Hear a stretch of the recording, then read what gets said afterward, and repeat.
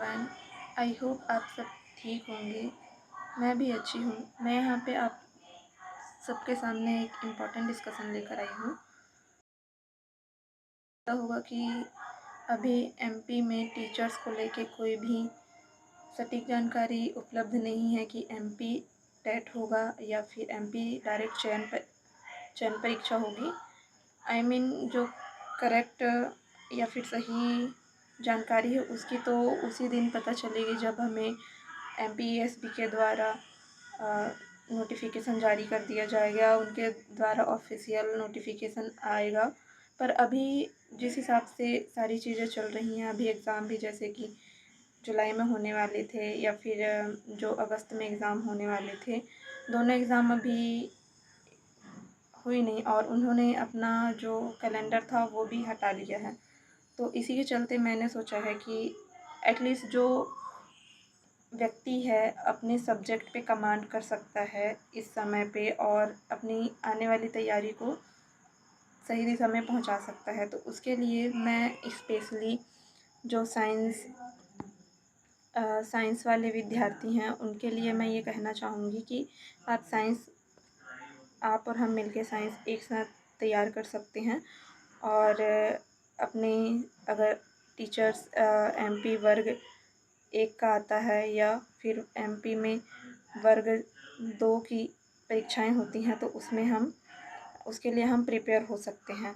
तो ये वाला जो मैं कटआउट लेकर आई हूँ, ये वर्ग 2 की कटआउट है, जो कि इसका एग्ज़ाम जो हुआ था वो 2023 में पात्रता परीक्षा हुई थी और लगभग 2025 में इसकी जो है चयन परीक्षा हुई थी। तो इसका सिलेबस अभी हम डिस्कस करेंगे और हम सिलेबस के अकॉर्डिंग ही अपनी तैयारी शुरू करेंगे। तो चलिए देखते हैं इसका क्या क्या सिलेबस है। तो यहाँ पे पदवार पाठ्यक्रम दिया है जो वो यहाँ पे 33 से 65 के बीच में दिया है, तो हम डायरेक्ट वहीं पे चलते हैं 33 से 65 के बीच में। और ये हिंदी है, सेकंड मैथ है,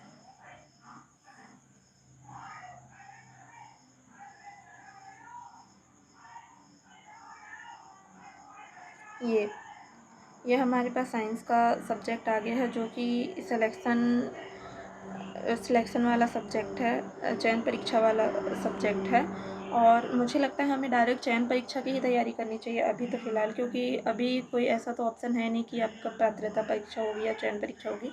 तो जब तक नोटिफिकेशन नहीं आता हम इन सारी चीज़ों पे, जो भी सिलेबस में चीज़ें दी गई हैं उन पे हम कमांड कर सकते हैं।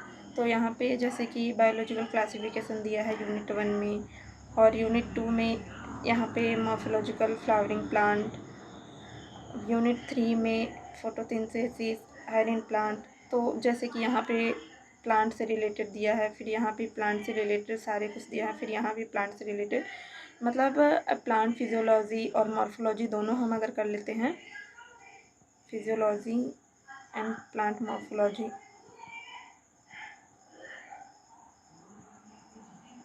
सिलेबस हिंदी में भी अवेलेबल है, अगर आपको चाहिए होगा तो मैं ये डाल दूँगी। और ये फिजियोलॉजी में है और प्लांट मॉर्फोलॉजी, अगर हम दोनों चैप्टर्स को कर लेते हैं तो हमारा एक यूनिट 2 और यूनिट 3 कवर हो जाता है इससे। और उसके बाद हम यहाँ पे अगर एनिमल फिजियोलॉजी करते हैं सारा कुछ, तो यहाँ पे ये वाले चैप्टर्स से लेकर यहाँ से लेकर ये, और एक digestion, absorption, human respiration, locomotion and movement, human endocrine system, ये सारे चैप्टर्स कवर हो जाएंगे, जिससे यूनिट 4 और यूनिट 5 लगभग पूरा ख़त्म हो जाएगा। उसके बाद ह्यूमन रिप्रोडक्शन से रिलेटेड एक चैप्टर है, जो कि छोटा सा चैप्टर है और वो जल्दी ख़त्म हो सकता है हमारे, जो कि मैं बहुत अच्छे से तैयार कर चुकी हूँ। आप लोगों के सामने मैं बहुत जल्दी क्लासेस लाने वाली हूँ इसकी। और उसके बाद हम कर सकते हैं कि सेल वाला पूरा एक चैप्टर पूरा सेल में इंक्लूड कर सकते हैं, और एक चैप्टर हम डीएनए आरएनए में इंक्लूड कर सकते हैं, हेरिडिटी वगैरह में, जो कि बहुत ही इजी है। और उसके बाद हम इसके साथ ही हम इन्वायरमेंट इशू वगैरह हम लास्ट में ये सारे चैप्टर्स देख सकते हैं। और इनके ऊपर क्वेश्चंस भी लगा सकते हैं। एक डिटेल सिलेबस से रिलेटेड डिटेल वीडियो मैं लाऊंगी आगे चल के।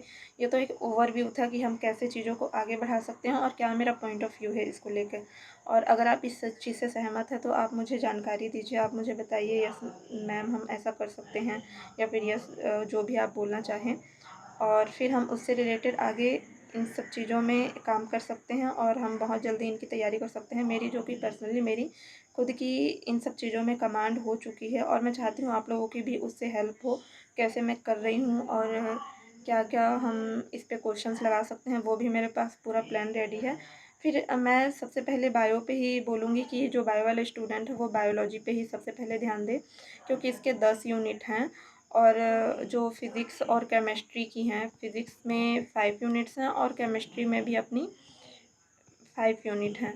तो ये हम बायोलॉजी होने के बाद भी देख सकते हैं और साथ साथ भी कर सकते हैं, जैसा आपको ठीक लगे। मैं यहाँ पे दिखा देती हूँ फिज़िक्स यूनिट, जैसे ये force and mechanism, property of matters, magnetism and electricity, ये optics and sounds and dual nature of light, electronics. और केमिस्ट्री में है state of matters, periodicity and classification of element, जो कि इजी चैप्टर है बहुत। और उसके बाद है solution of equilibrium, organic chemistry है थोड़ा बहुत। और उसके बाद environmental and daily life of chemistry, ये भी बहुत इजी, मतलब पढ़ेंगे तो आ ही जाएगा, बन जाएगा। तो मुझे लगता है अपन को इस चीज़ पे ध्यान देना चाहिए।